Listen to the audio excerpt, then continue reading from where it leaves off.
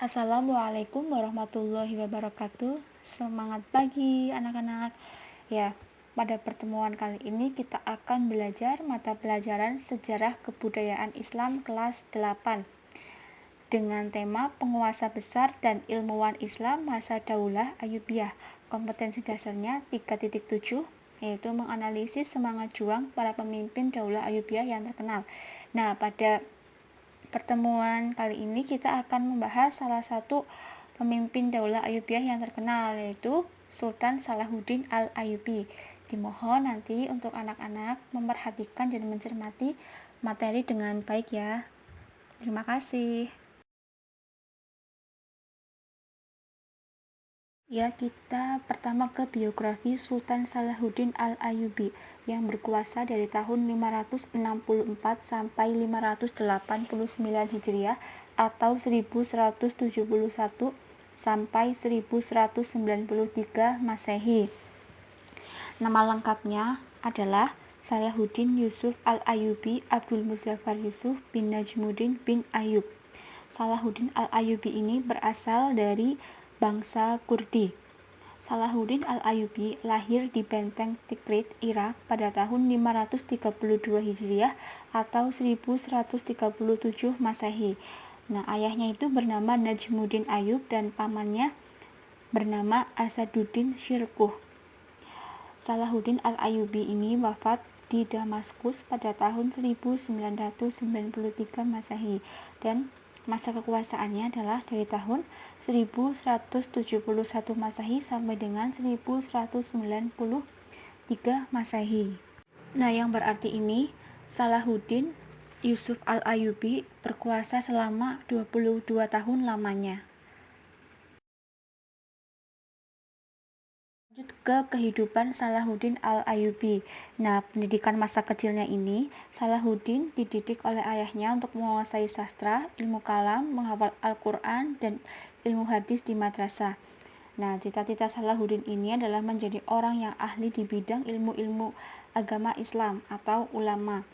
Nah, Salahuddin Al-Ayyubi ini senang sekali berdiskusi tentang ilmu kalam, Al-Quran, fikih, dan hadis. Selain mempelajari ilmu agama, Salahuddin juga mengisi masa mudanya dengan menekuni teknik perang, strategi, maupun politik. Salahuddin melanjutkan pendidikannya di Damaskus untuk mempelajari teologi Sani selama 10 tahun. Nah, pada umurnya yang 26 tahun, Salahuddin bergabung dengan pasukan pamannya yang bernama Asaduddin Syirkuh dalam memimpin pasukan muslimin ke Mesir. Nah, pada usianya yang ke-45 tahun, Salahuddin telah menjadi orang yang paling berpengaruh di dunia Islam. Dalam kurun waktu 12 tahun, Salahuddin telah berhasil mempersatukan Mesopotamia, Mesir, Libya, Tunisia, wilayah barat Jazirah Arab, dan Yaman di bawah kekhalifahan dinasti Ayyubiyah. Kita ke kepemimpinan Sultan Salahuddin Al-Ayyubi. Sultan Salahuddin Al-Ayyubi adalah sultan yang memiliki kemampuan untuk memimpin.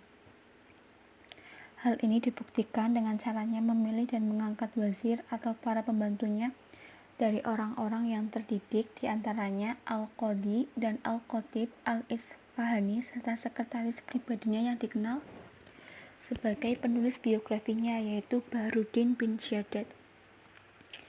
Nah, wilayah kekuasaannya juga itu tidak berpusat di Mesir.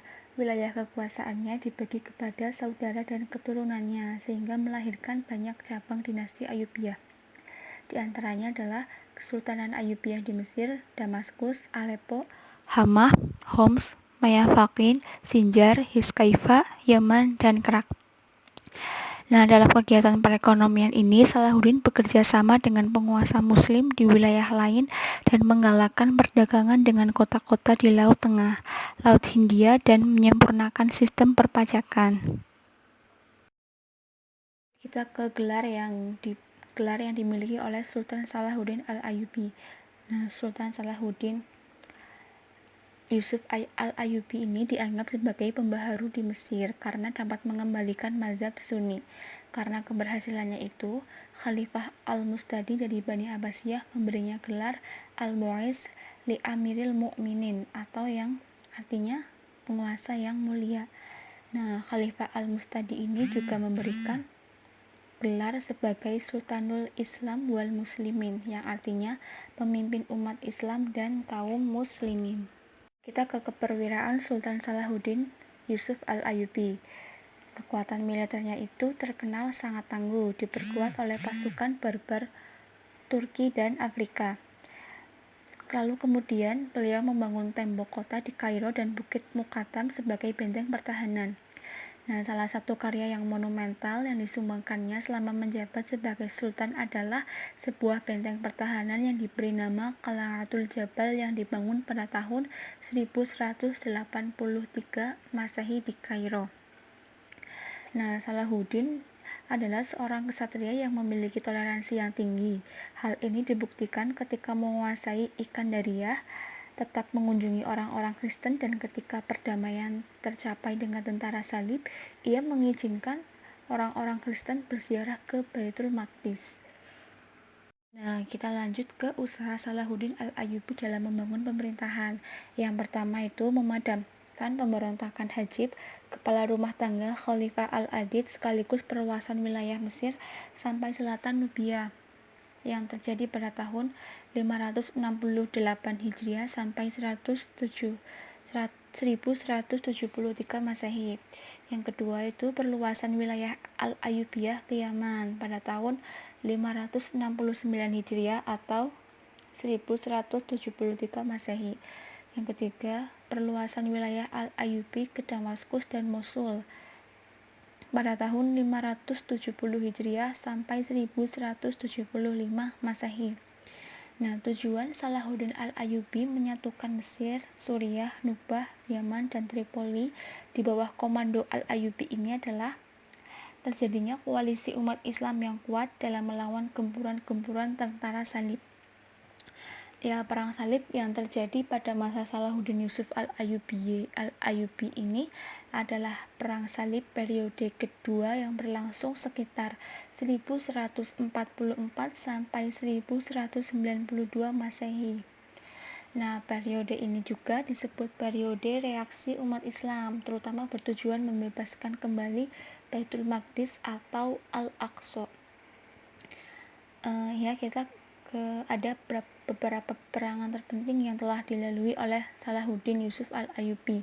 Yang pertama adalah pertempuran Safuriyah tahun 583 Hijriah atau 1187 Masehi. Yang kedua ada pertempuran Hittin bulan Juli tahun 583 Hijriah sampai 1187 Masehi. Yang terakhir itu adalah pembebasan Al-Quds atau Baitul Maqdis tahun 27 Rajab 583 Hijriah atau 1187 Masehi.